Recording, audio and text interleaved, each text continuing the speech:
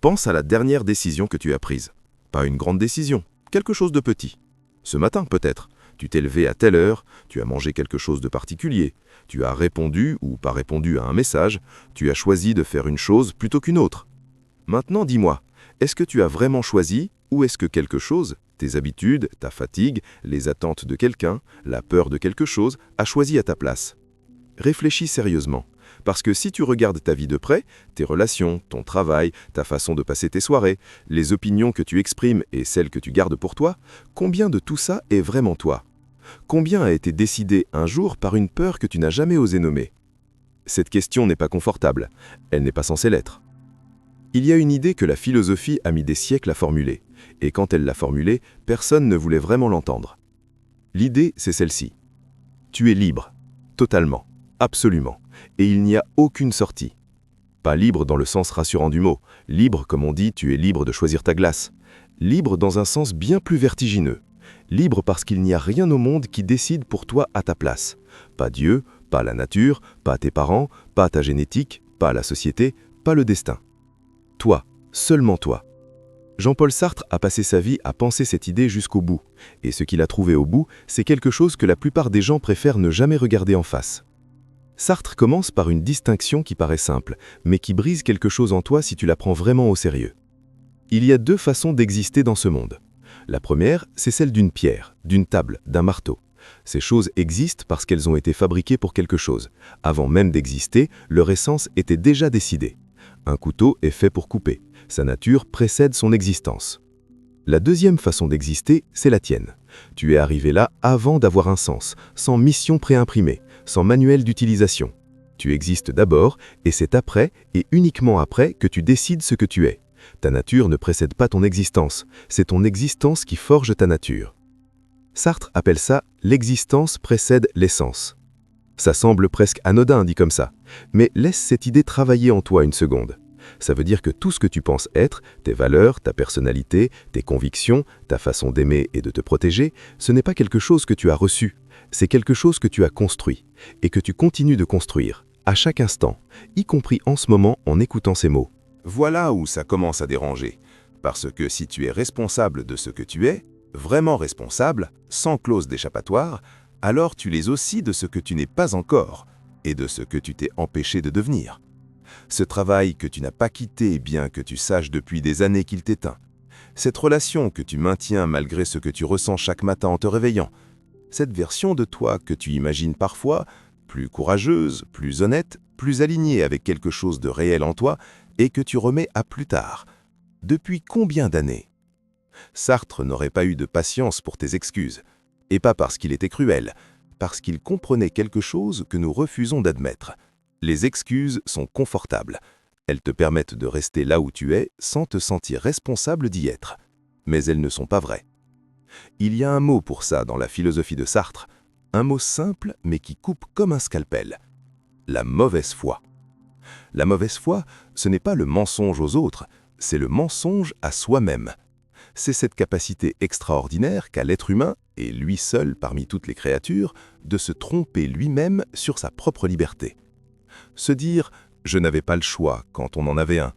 Se dire « c'est comme ça que je suis » pour ne pas avoir à changer. Se dire « les circonstances ne me permettent pas » pour ne pas avoir à oser. La mauvaise foi est le refuge le plus confortable qui existe et le plus destructeur, parce qu'elle te prive précisément de ce qui te rendrait réel, l'acte de te choisir toi-même. Mais arrêtons-nous un instant, parce que quelque chose dans ce que je viens de dire va peut-être te résister. Tu vas penser « mais je ne suis pas entièrement libre, ma vie a des contraintes, j'ai des obligations, une histoire, une situation, je ne peux pas juste décider d'être quelqu'un d'autre du jour au lendemain. » Et tu as raison, en partie. Sartre n'a jamais dit que tu pouvais voler, il n'a jamais dit que ta taille, ton passé, la ville où tu es né n'existaient pas.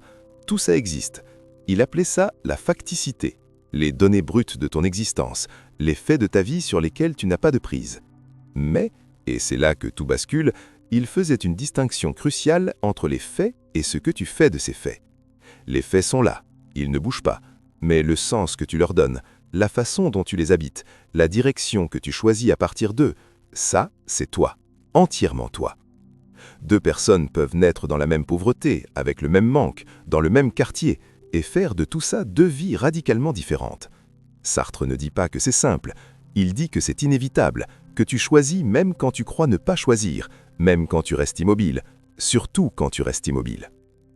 Et maintenant, voilà la question que ce script te pose, et à laquelle je ne vais pas répondre tout de suite, parce qu'il faut que tu la laisses travailler en toi.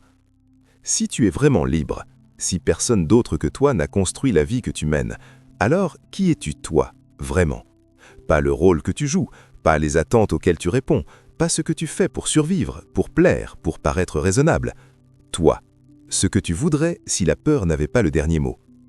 Cette question est l'entrée dans quelque chose de plus sombre et de plus vrai que tout ce qu'on vient de traverser.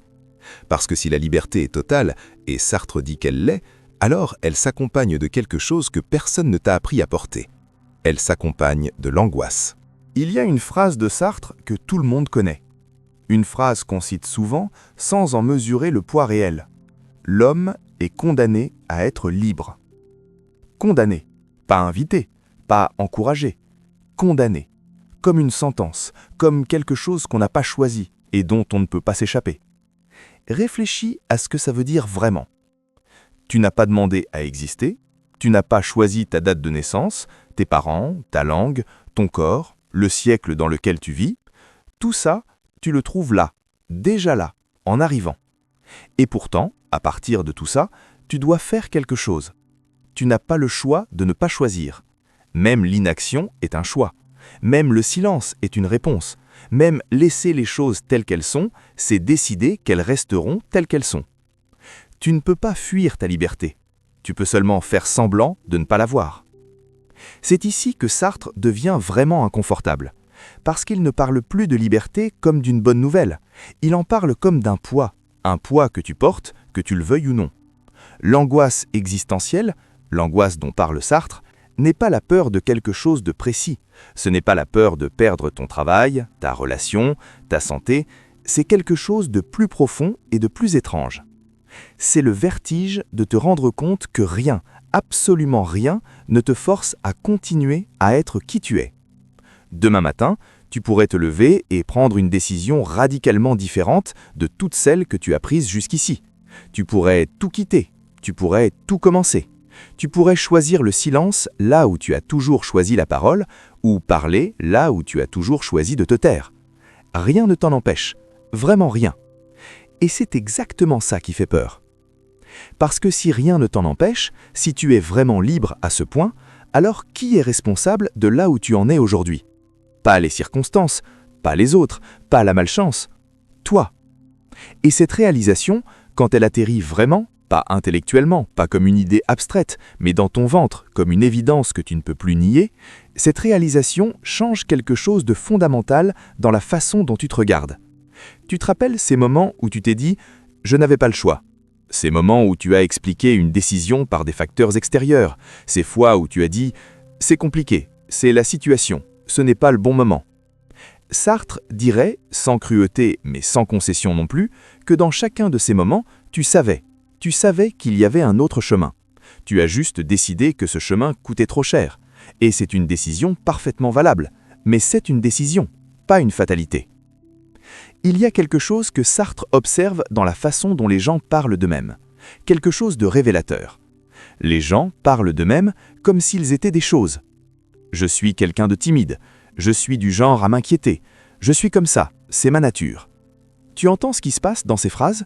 On se décrit comme une table se décrirait si elle pouvait parler, avec une essence fixe, une nature immuable, quelque chose qu'on a reçu et qu'on ne peut pas modifier.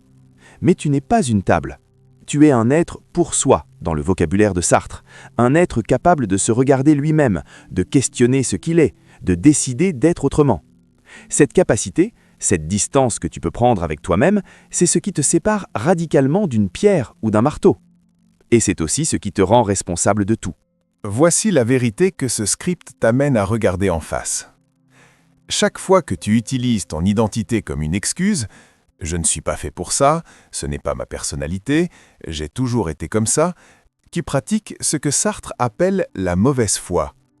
Tu fais comme si tu étais une chose, comme si tu avais une nature préfabriquée qui te dispensait du choix. mais tu n'en as pas. Tu as une histoire, tu as des habitudes, tu as des peurs, tu as des blessures.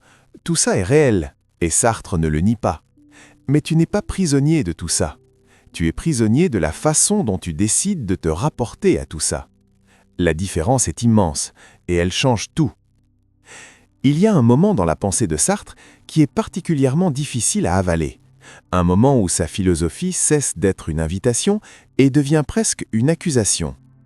Il dit que tu es entièrement responsable, non seulement de ta vie, mais de l'image de l'humanité que ta vie projette. Chaque choix que tu fais, la façon dont tu traites les gens autour de toi, les compromis que tu acceptes ou refuses, la manière dont tu te comportes quand personne ne regarde, chacun de ces choix est une réponse à une question que tu n'as pas demandé à recevoir, mais à laquelle tu dois répondre quand même. Comment un être humain devrait-il se conduire dans cette situation? Pas toi personnellement, un être humain. Parce que Sartre dit que quand tu choisis pour toi, tu choisis pour tous. Tu définis par ton acte ce que l'humanité est capable de faire. C'est vertigineux, c'est écrasant, et c'est vrai. Et maintenant arrive ce que beaucoup de gens n'attendent pas quand ils lisent Sartre. Parce qu'on peut croire que cette philosophie mène au désespoir, que si tout est ta faute, si tu n'as aucune excuse, si la liberté est totale et la responsabilité absolue, alors il ne reste plus qu'à s'effondrer sous le poids. Mais Sartre dit le contraire. Il dit que c'est précisément parce que tu es libre, irrémédiablement, absolument libre, que ta vie a une dignité que rien ne peut t'enlever. Personne ne peut te forcer à être quelqu'un que tu n'es pas. Personne ne peut décider à ta place de ce que tu deviens. Même dans les pires circonstances, il reste quelque chose qui t'appartient entièrement. La façon dont tu te rapportes à ce qui t'arrive. Viktor Frankl, dans les camps de concentration, avait compris quelque chose de proche. Il avait compris que la dernière liberté qui reste à un être humain, même quand tout lui a été arraché, c'est la façon dont il choisit de répondre à sa situation. Sartre ne dit autre chose. Alors, sommes-nous vraiment libres? La réponse de Sartre est oui, radicalement oui, inconfortablement oui. Mais libre ne veut pas dire sans contrainte, ça ne veut pas dire sans souffrance, ça ne veut pas dire que tout est facile, que tout est possible, que les circonstances n'existent pas.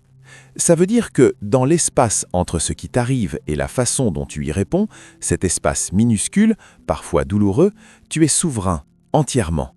Et personne ne peut entrer dans cet espace à ta place. Ce que tu fais de ta liberté, c'est ta réponse à la question la plus fondamentale que l'existence te pose. Qui veux-tu être vraiment quand tu ne peux plus te cacher derrière rien? Il n'y a pas de bonne réponse universelle, il y a ta réponse. Construite jour après jour, choix après choix, dans la lucidité ou dans la mauvaise foi. Mais elle t'appartient, entièrement.